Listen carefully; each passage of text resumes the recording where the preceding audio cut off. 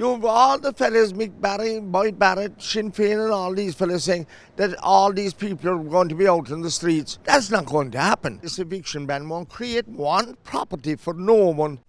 So you were one of the TDs who voted to oppose extending the eviction ban. I'm wondering if you would want to kind of explain your rationale for that. Well, my rationale for that is, since far back as I can remember, I firmly believe that people in a democracy have a fundamental right to do with legally what they feel like they want to do with their property, be it a house or a piece of land or whatever it is. And it is very wrong for anyone or any party or any group or anything for any reason to try to deprive people of doing just that. And you know, there's a lot of hullabaloo about homelessness. There is a genuine concern about the homelessness.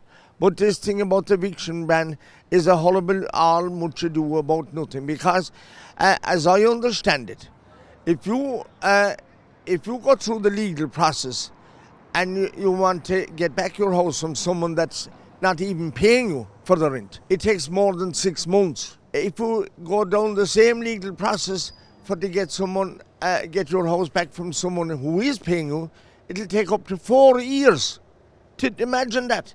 So you've all the fellas, Mick Barry, Boyd Barrett, Sinn Féin and all these fellas saying that all these people are going to be out in the streets. I think their figures like 4,000 at the end of March, the 1st of April, whatever. That's not going to happen. And I'd much prefer if all of us got together in there and worked together to see what we can do about all the vacant properties that are around.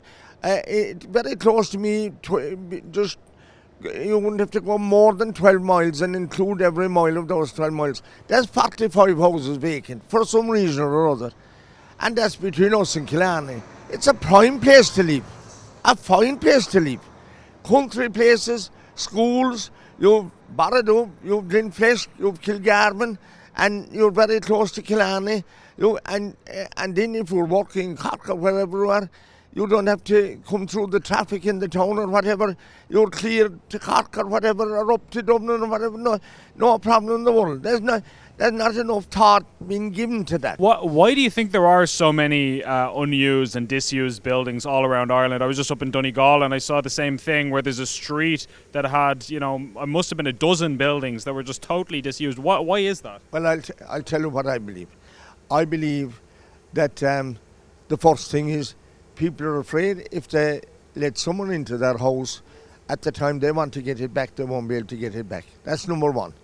Number two is the RTB, the regulations are too stringent, and they're down on top of house owners' backs, and they're not even helping the tenants either. Because I have both sides of that. They don't help the tenants or the house owners that are renting the houses. They're just in the way.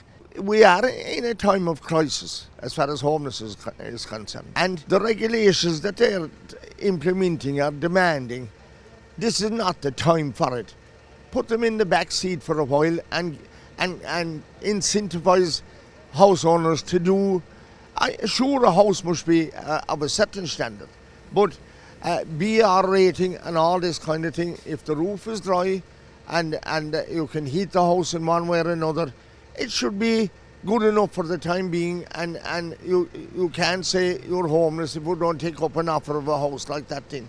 And they're not being fair if they don't take up a house like that. Grand, it's fine down the road if we want all this insulation and all the types of mod cons, these new types of heating that I don't even agree with, the heat pumps that are costing so much electricity driving. When we know what the cost of electricity is. Just one man, he built a new house and just costing him €1,240 every bill to heat the house with this new heat pump.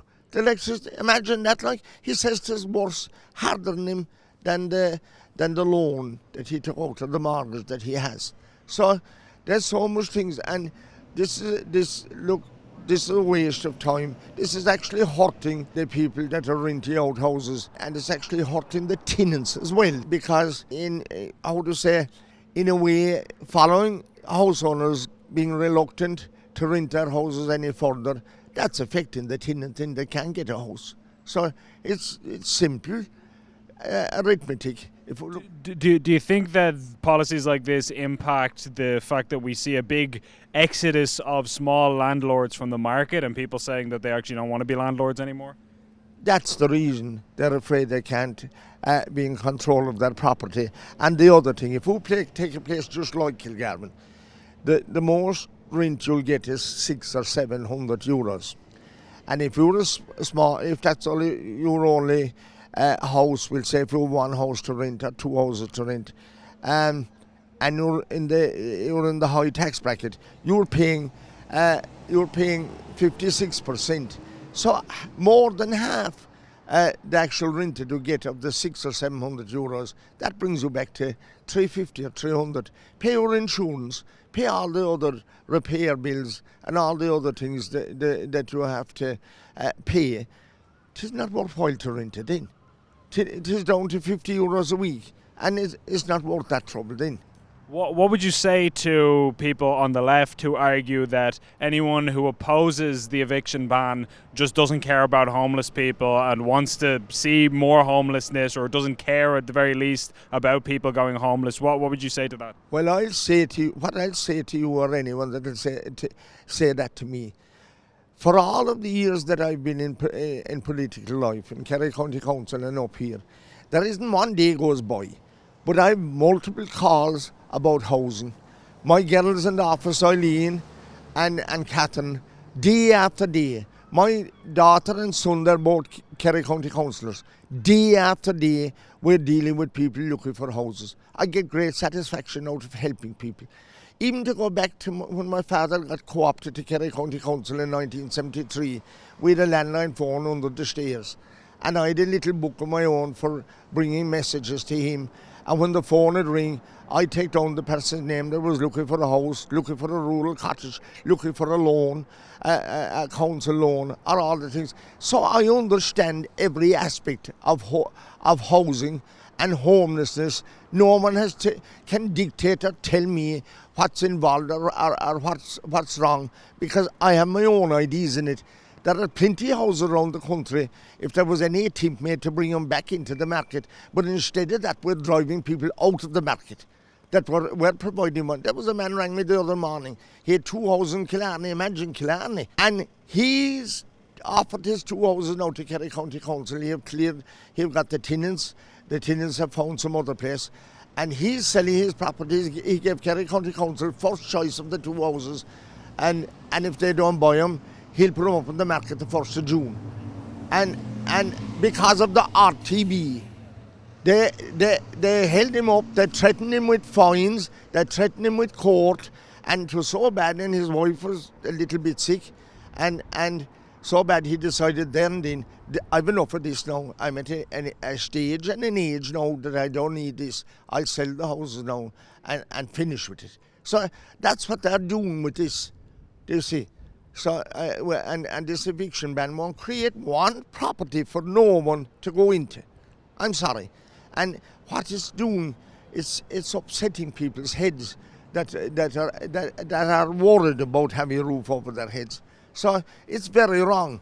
And it's a complete waste of time to put all that massive operation in there down the same road again this week as we went last week. God Almighty, we could be doing a way more productive and constructive work to assist the people that are in trouble for housing.